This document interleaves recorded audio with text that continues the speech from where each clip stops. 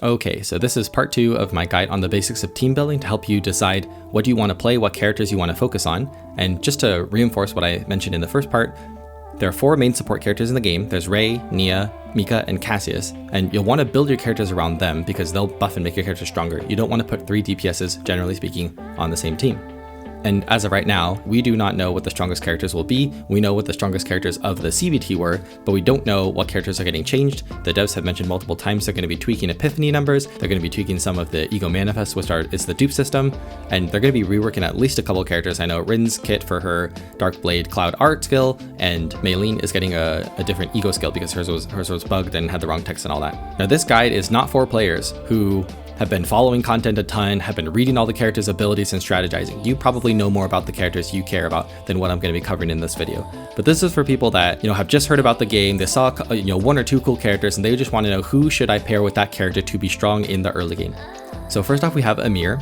Amir was memed on quite a bit because she was just quite weak in the closed beta test. She just didn't deal enough damage. She wasn't a character that you wanted on your team generally. But this character brings 2 things to your team. She brings damage reduction, so you take less damage, and she brings metallize, which is a buff unique to her that makes it that whenever her team gains a shield, if she has a stack of metallize, she will consume a stack of metallize and deal damage to a random enemy.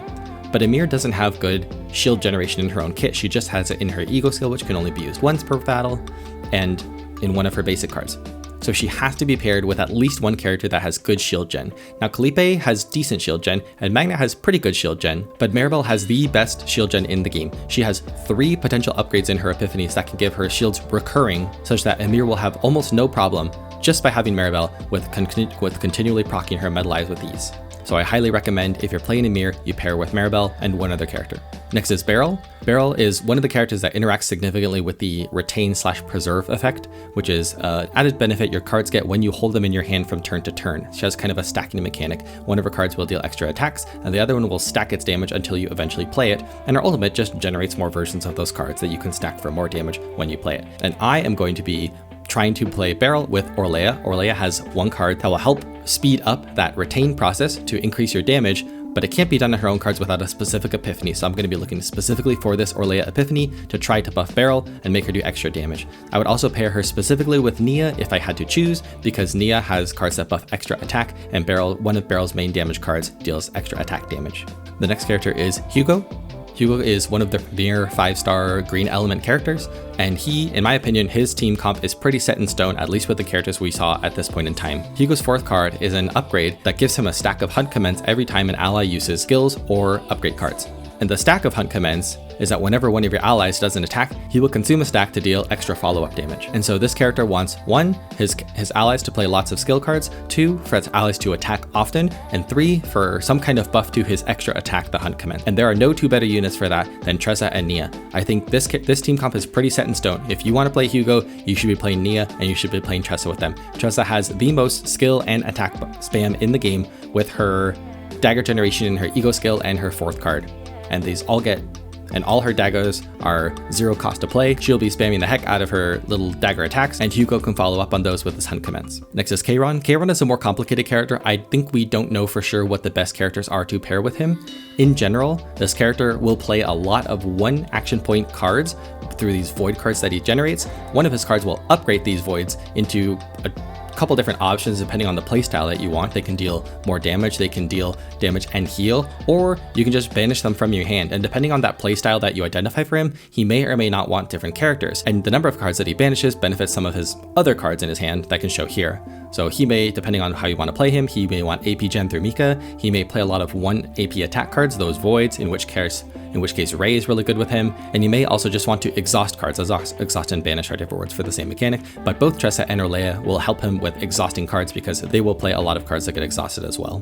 But again, Kayron I think has a lot of variety in how he can be played, but you kind of have to build around him. The next character, and my first suggestion for a flex character, is Khalipe. I think Khalipe is quite independent. I do have some suggestions for characters that go well with her. She can fit into any comp.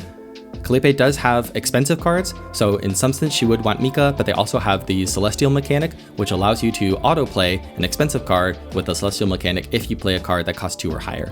Now her ultimate loves it when you have a lot of expensive cards in your hand, and so Khalipe loves to be paired with Magna and Maribell, who both have expensive cards in their hands. And if you want to play around the Celestial mechanic, technically Amir does have a couple of cards with the Celestial mechanic, but I wouldn't build around her specifically. But I think Khalipe can be flexed into any comp because she's pretty independent and she doesn't need a bunch of support. Next is Lucas. I'm going to be reviewing Lucas and Luke together. They're a little bit different because Lucas has bullets that cost 1 and Luke has bullets that cost 0 but are a little bit harder to generate. But in general, these characters really want to be paired together. Lucas has an upgrade that allows him to generate 1 bullet per turn, which will usually cost 1 AP, but at a higher dupe, his first bullet use each turn will cost 0. And whenever a bullet is used, he will deal an AoE to all the enemies. Luke wants to play as many bullets as possible on his turn, including Lucas's cards, because some of his cards benefit from how many bullets you have played that turn.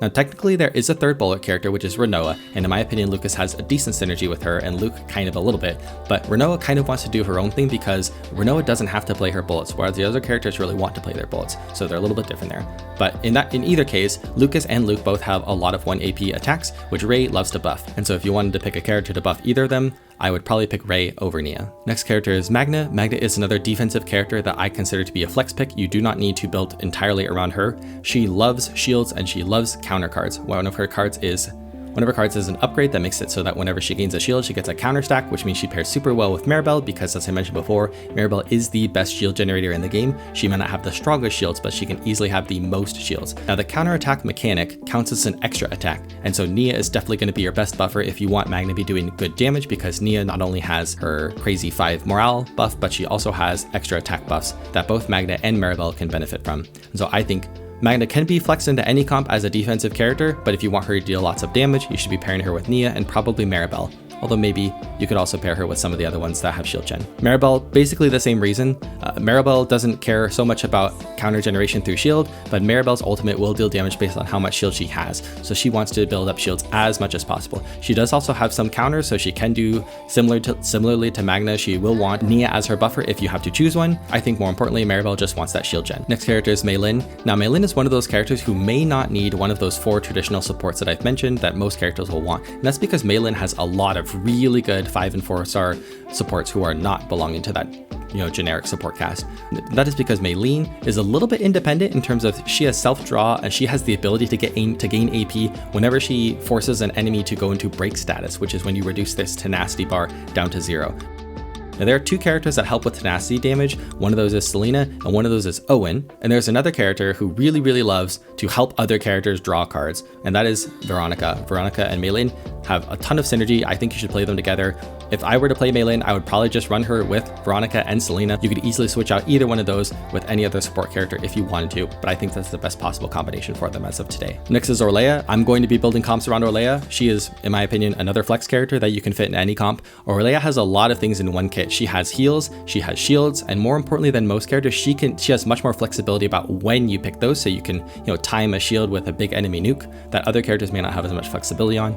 This character also has buffs and can deal decent damage. I don't think there's any character that synergizes a ton with her in terms of making Orlea deal more damage, because a lot of her damage is fixed, which means it can't be modified, so she's not going to benefit from crits, and I don't think morales as well. But for some of her nukes, they can benefit from Magna's vulnerability. Technically, a lot of characters have vulnerability, but Magna is the only one who has AoE vulnerability as far as I'm aware.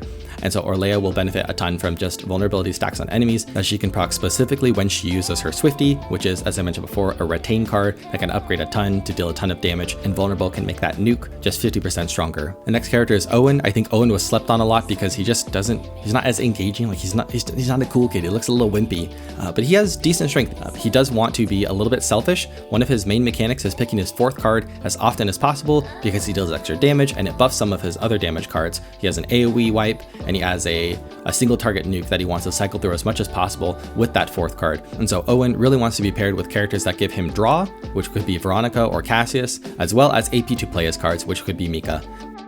The next character is Renoa. Renoa is another void type 5-star character that is mostly a solo carry.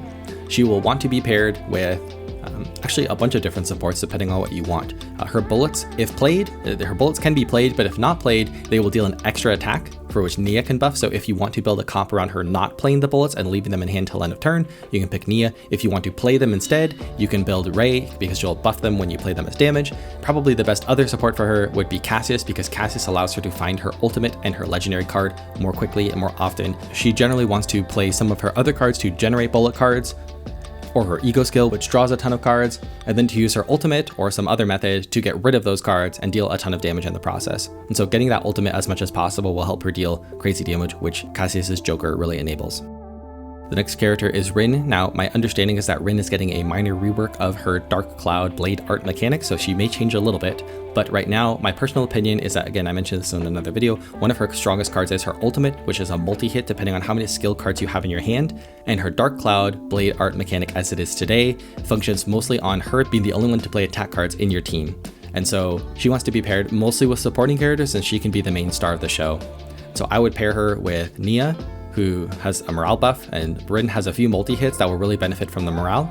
Mika has AP. Mika again is the AP Gen Queen, which Rin would love, more AP to play more of her cards. She already has some of her own self draw, but Cassius, in addition to draw, also has the ability to help her find her ultimate more often with his ultimate, the Joker card, and that will help Rin's DPS a ton, especially when you're fighting, bosses that you just want single target damage for. And then the last character who I am going to be running Rin with if I get her as one of my carries is Orlea, and that is because, as I mentioned before, Rin's ultimate wants you to have as many skill cards in your hand as possible, and Orlea is the queen of having skill cards in your hand for two reasons. One, her full kit of 8 cards has 5 skills, which is the most of any character, but more importantly than that, 2 of Orlea's 3 creature types are skill cards. Her Tuffy and her Softy both are skill cards, and so Rin can very easily, if you have Orlea in your hand, have all 5 skill cards to deal as many hits as possible with her ultimate, make it as strong as possible. And because of that, I'm going to be trying to run Rin with Orlea, if I can get her early on in the game. The next character is Selena, and Selena is another flex pick in my opinion that has decent damage but can be built around pretty easily. She is designed to almost be a sub DPS because she operates around a mark mechanic that allows her to deal damage when another ally attacks an enemy. She can follow up and deal damage to them.